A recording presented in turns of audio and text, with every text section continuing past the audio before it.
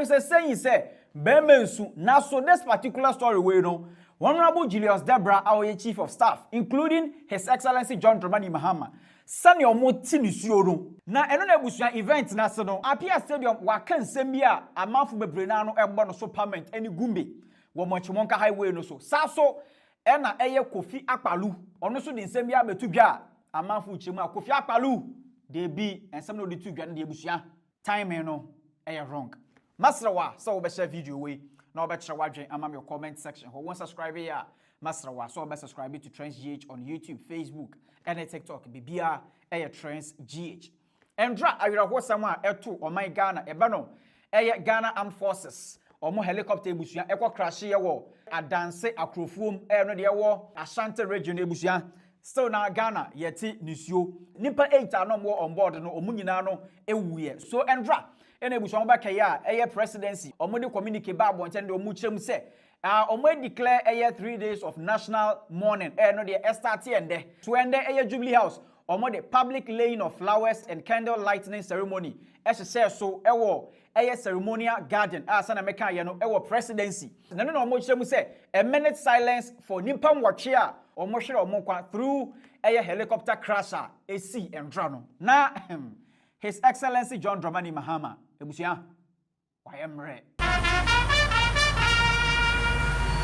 On this somber occasion, may I respectfully invite all of us to observe a minute of silence in memory of our fallen heroes.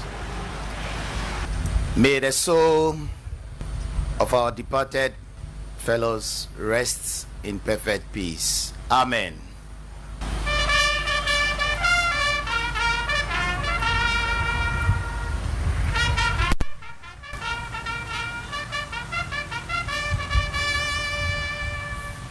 So this part, Kojo Black, me kwa no mentumi answer me ho so ayebusua sudie mesubi pa. So laying of flowers no eno ena His Excellency John Dramani Mahama ebusua okole ni flower ni ewie ya ontumi en control ne ho saso ena cameras capture Honorable Julius Debrah Chief of Staff ebusua sania mbema yembre osu no yenhwe the laying of flowers no.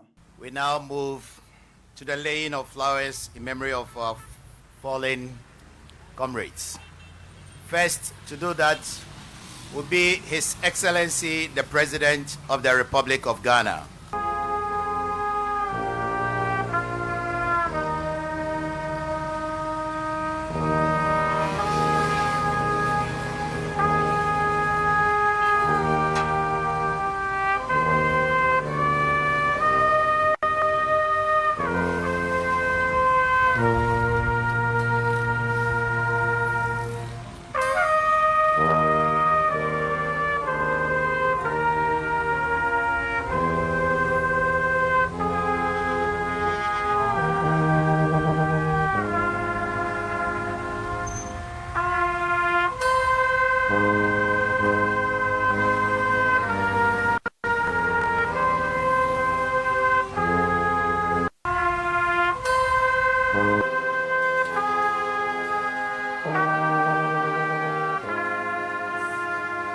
Thank you, Mr. President.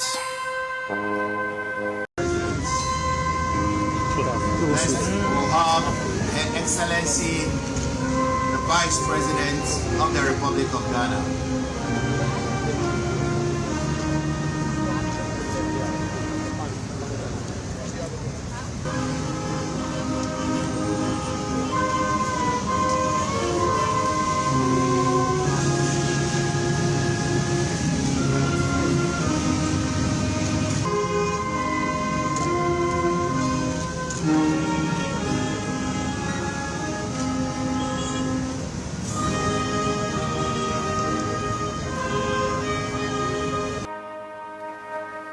Thank you, Madam Vice President. Next, we'll have the Chief of Staff of the Republic of Ghana.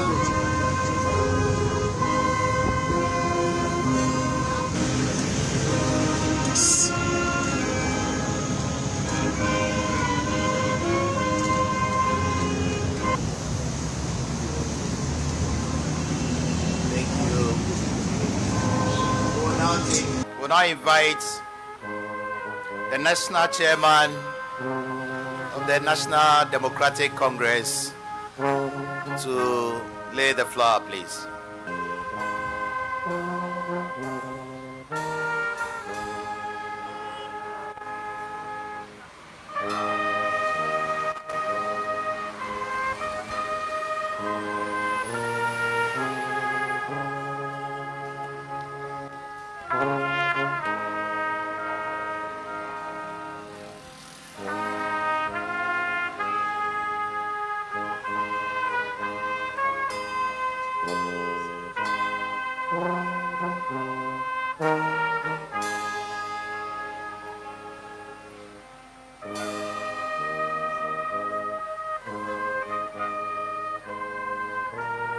Shall we please invite the National Security Coordinator to also lay a wreath?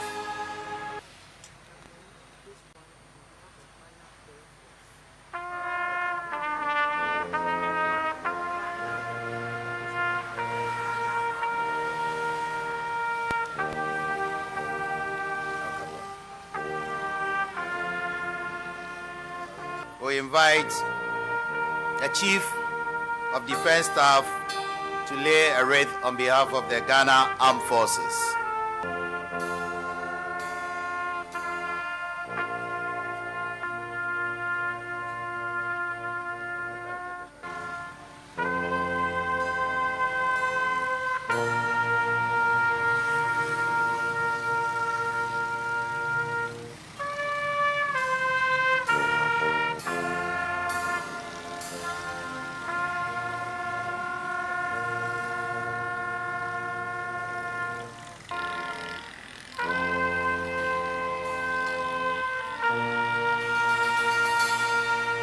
On behalf of the Ghana Air Force, I wish to invite the Director General, Human Resource, to do the flower laying.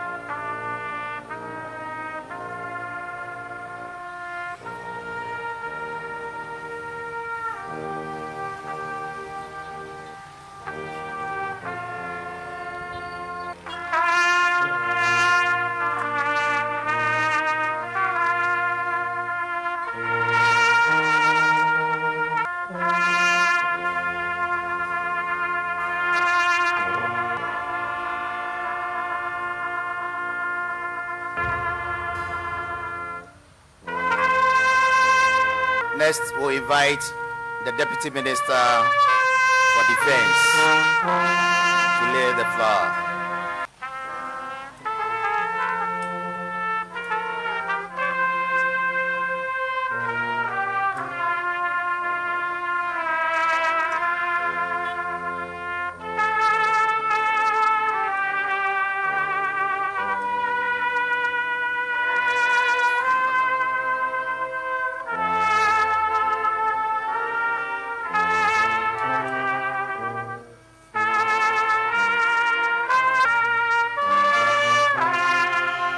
Shall now invite the first Deputy Speaker of the Parliament of the Republic of Ghana to lay the flower on behalf of the members of Parliament, please.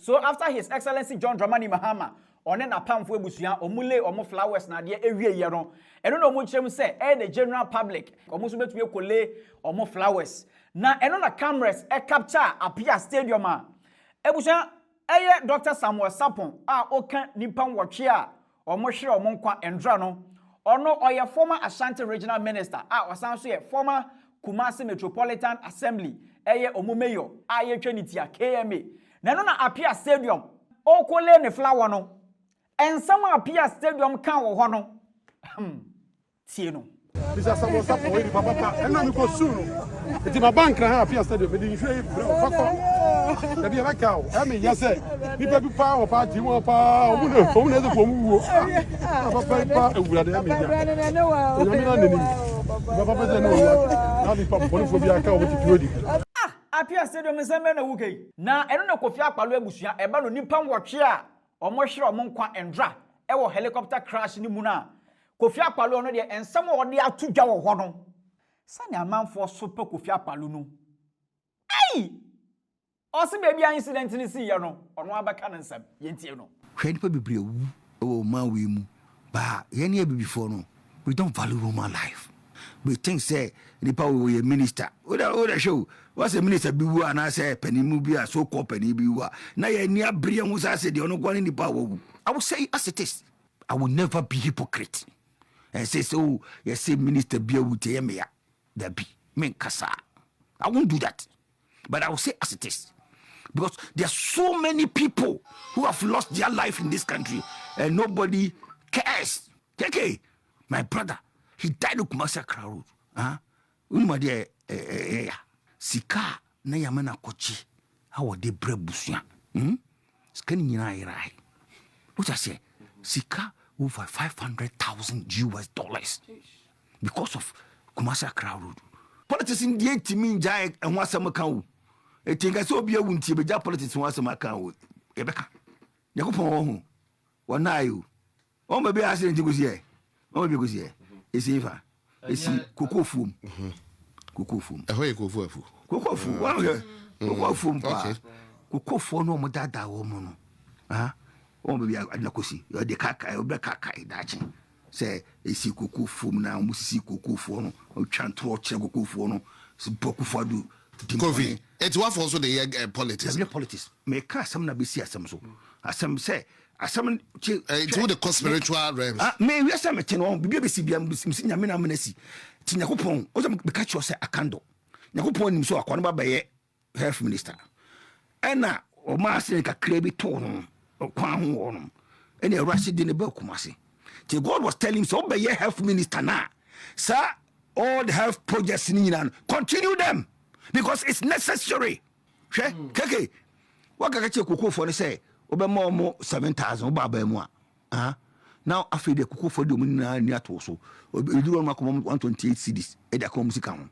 Now they're here. Now play a dimpany for best and watch it. A Kuku fum, a Kukumomo. Shanaka say, Keke, don't take things for granted. God is reminding you. Don't lie to them again. Their politics. I'm telling you as it is. You lie to them. I'm from Kotwaba, Emma, Mahama Julius. These were some of the lies they gave them. About the plane. They lied on the plane. They lied on the cocoa farm. Intino, sir, and one coupon so, a diabomo so, Mudia Mufanka cam. Where the next remembrance. It's way that to be a Kofi, I'm struggling to understand now, what's being here. So just what to say, me on the other to my because they say the all the emotions and a becker and some says, who the seminar, Doctor, are you your friend? Yeah, or so boy, me, as because Nipano, when you Lumba, no born an annual or some crackramo, name Mamusuma, Musuma and Chirimano. What I say, maybe so many Chirimano. And the Chirimano say, you bring your papa manco for a faso. You bring your hospital papa manco for and what Chiroma hospital. The woman is what we walk. Then a baby, you can't do anything about the dead. The dad is dead, he's gone. But Yenya cannot just assassinate Sono. Yenya who here? No, that's I represent. I away. So be you. Now, first time we be worse as you. Anybody help me with it? About will be on the star of the Beko. Whatever channel. Will be on my way. Can say the chairman and Yamino. Until one day will be on the star of the Beko. What I say? General, the man, remember, I be before Kwan will be one. I say, yes, it be cedar. I quite take a cry. I want to go. Now, more for us or Mokwa. What is the big deal about it? A word will be on the star. Kofi, what am I say? I saw for Krumu. Ernest, Breboman. But also home. I saw me canafina, not Jenny Bass. Ebusa chawa dwema me wo comment section ho let's share video we ma for frost one send kebi mada wase Sabrina bring na over Trench GH for your latest update. Macron.